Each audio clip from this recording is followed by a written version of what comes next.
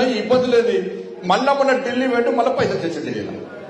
ఇక మళ్ళీ ఈ ఫార్ములా కేసు మాట్లాడుతున్నారు. 10 నిమిషం కూడా మాట్లాడుతున్నారు. ఇక నువ్వు కేసీఆర్ కొడుకు మీద విచారించమంటే ఇక గ్రీన్ కోర్ సంస్థ మీద విచారణ చెప్తున్నాడు. గ్రీన్ కోర్ సంస్థ మీద ఏసీపీ దాడులు చేశారు. మరి ఏం చేశారు ఏసీపీ దాడులు చేసి? అదొక పెద్ద సంస్థ.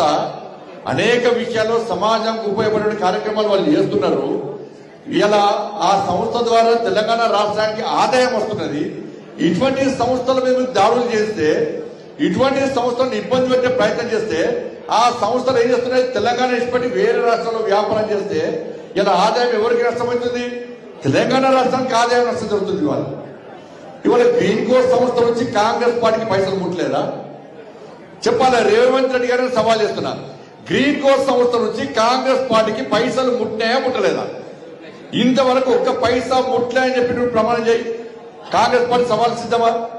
గ్రీన్ కోర్ సంస్థ నుంచి కాంగ్రెస్ పార్టీకి చందా రూపేణ ఫండింగ్ ఏదో రకంగా పైసలు ముట్టాయా ముట్టలేదా?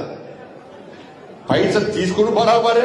అరే కామన్ ఎవరు తీసుకుంటారు? భారతీయ జనతా పార్టీ తీసుకుంటారు, టీఆర్ఎస్ తీసుకుంటారు, కాంగ్రెస్ వాళ్ళు పార్టీని నడపాలంటే వాళ్ళ వీళ్ళ సహకారంతో ఎర్జీ చేస్తాయి. పార్టీ నడితే ఎవరు జబ్బులకు కూడా పైసలు పెట్టారు.